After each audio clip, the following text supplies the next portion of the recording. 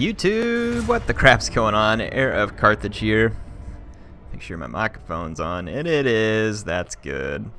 Alright, so this is going to be a Chaos versus Vampires replay, and this was submitted by a viewer, and as you know, I'm focusing in on vampires right now, and I wanted to see this because he brought a flying squad with vampires, and it's Strigoi on a Terrorgeist, a vampire like lady on the Hellsteed, and then 2 Vargeist, and he wanted to see how well it would work up against the Manticores that Chaos has been fielding ever since they've been feeling big in the patch.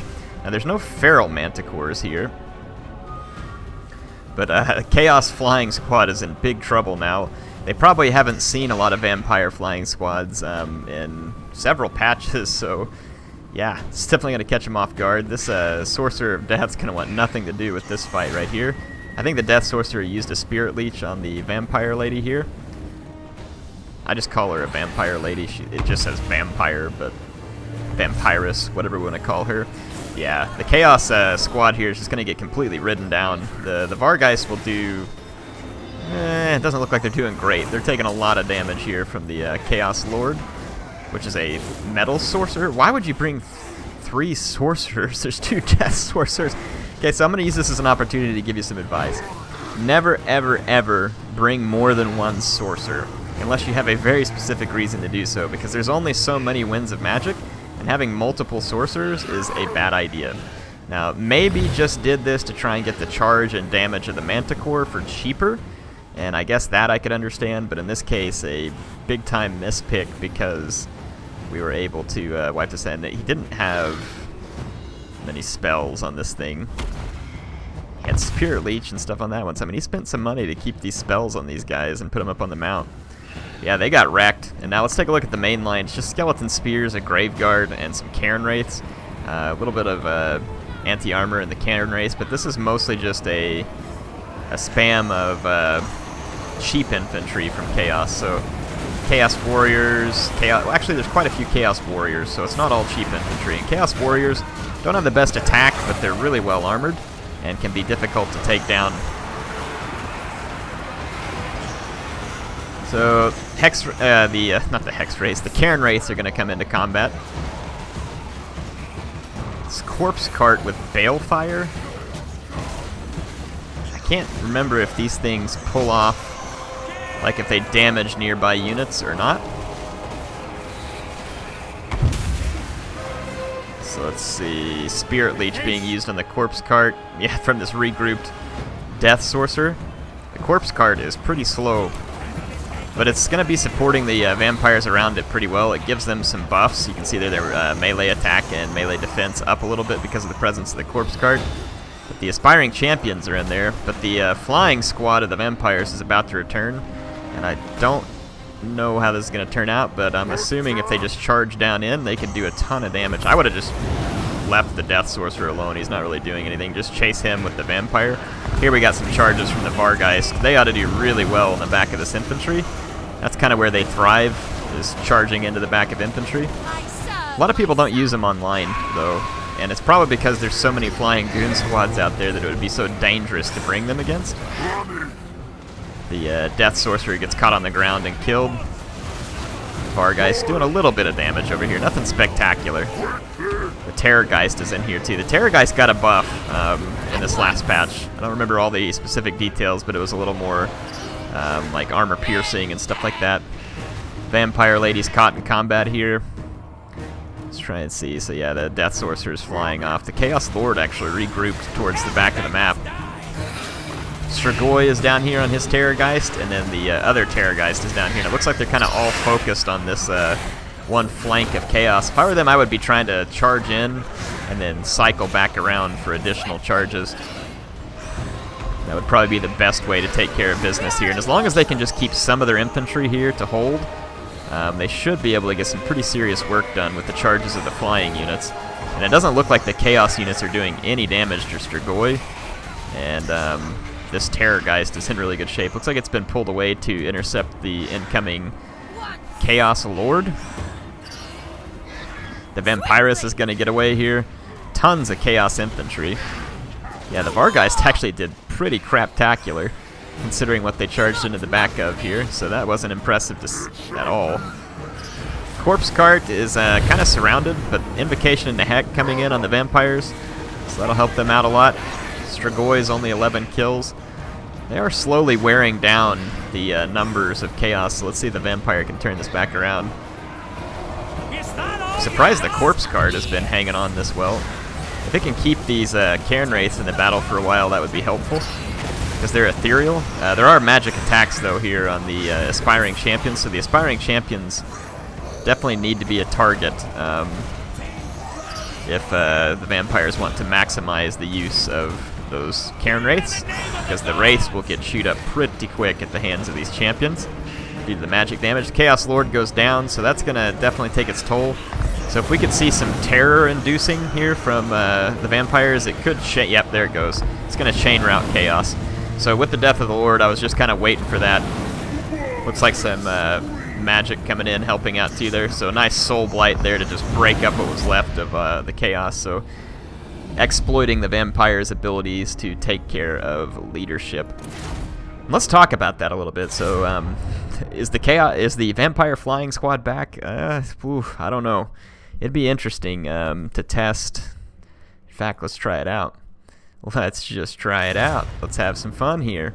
Let's go into a custom battle, and I'm going to be the vampire count, so we're going to go up against the Empire. Just curiosity here. Can the vampires... And we'll give him like all this stuff. We'll give him all these abilities, because he typically comes with it. I'll even give him a potion of foolhardiness.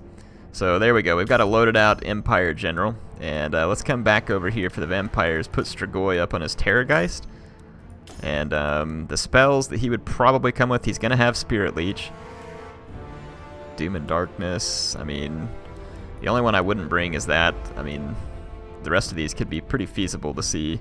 So he does cost a little more, but it says that Strigoi is going to easily win this. Now, this is a curiosity for me. I want to see how Strigoi matches up against this General of the Empire, and we may even just take a regular Terrorgeist and see how that turns out. Let's just take a look at the stats real quick. So the General of the Empire has less health, less melee defense, but he's got more attack, more weapon strength, more charge bonus. I can click on him. So the General of the Empire's got 290 armor piercing damage. Strigoi has 270, but he's got a 40 bonus versus large. So that actually should make a pretty nice... Yeah, that should make a pretty nice difference. I didn't know he had a bonus versus large. That's interesting. I wonder if that's for the regular Terrorgeist as well. Very well could be, because I don't think Strigoi has a bonus versus large in and of himself. Spirit Leech would almost certainly be coming, so I'm going to use it. It makes sense to use it here. Strigoi to try and gain a bit of advantage if you were going to go head-to-head in an aerial duel with the Empire. And Strigoi is doing pretty darn well. In fact, he's doing really well. Let's see if the AI manages to be smart enough to use their healing potions. Now, the healing potions are quite nice. Strigoi can heal, and he replenishes, but it's going to be slower than, you know, like a healing potion. See there, he's got his foolhardiness, and everything else is going to pop in, so... His healing will be quite quick, whereas the healing on Strigoi will be quite slow. The only difference being Invocation into Heck can pull back quite a few hit points for him pretty quickly. It's still going to be a pretty tight fight between these two because of the healing potion.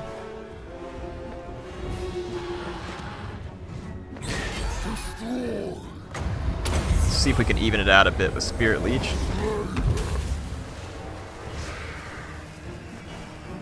The General of the Empire performs very well here when you consider his cost. It's cheaper than Strigoi. I'm assuming that because of healing potions that the Terrorgeist, just this, you know, straight Terrorgeist probably wouldn't do spectacularly here.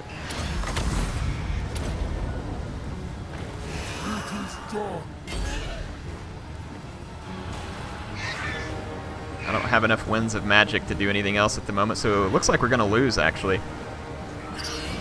So it started off really nicely for the Strigoi, but didn't end well for him. Let's try it again, see if we can make it work. doesn't look like this is the type of fight you want to do. And I don't think Vargeist would be a big help. We keep starting with the lower winds of magic, which is certainly not going to help me at all.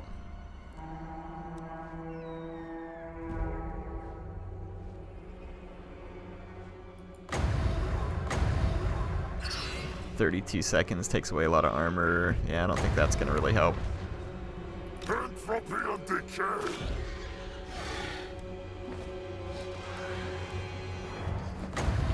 Use a Spirit Leech. Get this fight started. I didn't use this Bloodlust for quite a long time last time. That should force the guy to use his potion early. Let's get Bloodlust started.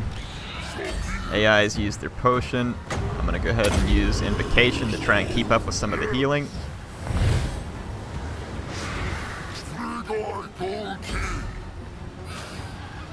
And it's going to be a little bit before I can try and use Spirit Leech again. But I should have enough Winds of Magic close to the time that that readies up.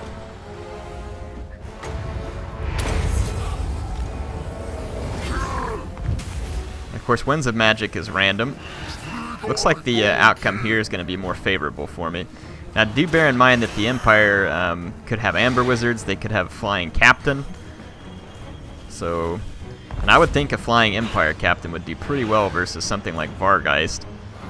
We could do like an all-aerial duel here in a minute just to kind of see how it plays out. But I mean, this is definitely playing out pretty well for the General of the Empire. I'm having to use all of my resources here to try and win this aerial fight. At which point on the ground, the Empire might be able to gain some advantage. Maybe, maybe not. Remember, there could be a Feral Manticore spawn. You'd have Amber Wizards on a Griffin, potentially. This actually should finish it for us. I'm going to use what little bit of magic I have to put this guy out of his misery. There we go. So it is possible for the Strigoi to win that in a one-on-one matchup, but you're not always necessarily just going to have a one-on-one matchup. And there could be other factors at play there, so that was definitely an interesting result. I'm kind of curious like what happens if we, because Terrorgeist is so expensive. This is the same cost as like, whew, I mean that's expensive. So if we invested really heavily into this flying squad here, and how cheap can you get the Vampire Lady if you get rid of all of her spells? Because we don't really need her 8 leadership. We don't even need any of this stuff. Replenishes hit points of combatants. That's already up on Strigoi, so we wouldn't need that. Leaders target self, so I don't think we need any of that stuff. Get rid of all of her spells. We can bring her down to 1,000, but then it's probably a smart idea to pop a scroll of shielding on here. So what is this total spin? We're down to 4901. So what could we do with the Empire just to have a little, or not a Bright Wizard. Let's bring this dude.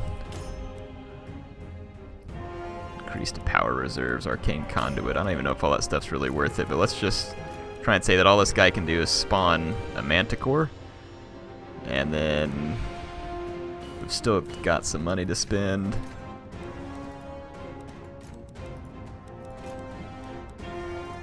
Still quite a lot of money we could spend as the Empire. So I don't think this would turn out favorably for the Empire, because that's still...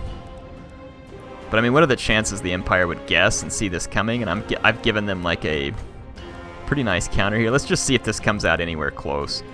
Let's have some fun with this. I mean, the Empire should have the aerial victory here, but let's just see. Let's have some fun with this. Starts with high winds of magic too, so that's actually going to help the Empire here. I'm going to try and use the Vargeist just to come around and tank or dish extra damage. This is not really the kind of fight they want to be in, I don't think. I want to take the Empire. I will have Invocation and a Heck on all my units though. Let's try this. Let's have a little fun. They should be able to spawn up a Feral Manticore right in the middle of this fight.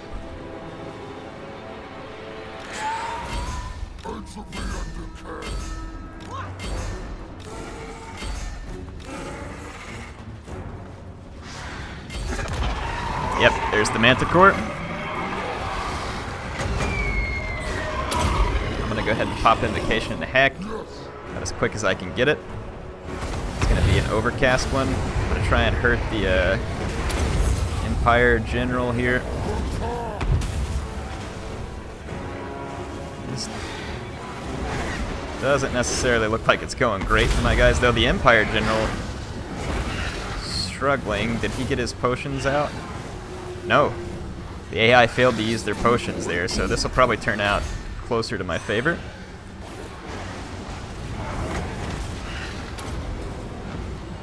I'm going to save up my magic for another invocation. Get rid of the Amber Wizard. I mean, the vampires can compete, it looks like. My Terrorgeist. Get back here. Where are you chasing?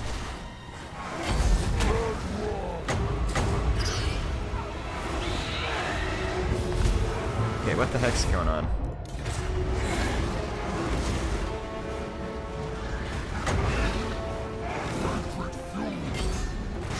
Alright, yeah, I was misclicking some there. Okay, he's used his potion now. I'm gonna try and heal everybody. The Vargeist are starting to drop. I'm gonna need a little bit more winds of magic. The Empire General's getting wrecked because of multiple attacks, but the captains are still in good shape. Let's see if we can deal with them, though. Try and tag team up. I think we've got decent chances. Terrorgeist's getting a little unhappy with the leadership situation here. I'm just going to wait and actually use Invocation. These Empire Generals are being a lot more tricky to kill than I wanted. Feral Manticore's coming back for seconds. There we go. So, I mean, I guess it could be possible to win this type of fight as vampires. You're going to have to spend a lot of money. Like, more money than the Empire is going to have to spend on it. Cheap vampire infantry, though, is probably just as good as cheap Empire infantry, so be curious to see how all this plays out. Anyway, curious for your thoughts on whether or not you think there would ever be a scenario where vampires want to go in an aerial duel with the Empire. My thought would be no, but curious to hear what you think. HeirofCarthage signing out. I hope you all enjoyed this one. Appreciate MSI for sponsoring the build I'm recording this on, and I appreciate you, my amazing viewer, for coming and commenting and enjoying these, and I love making it for you. I will see you soon.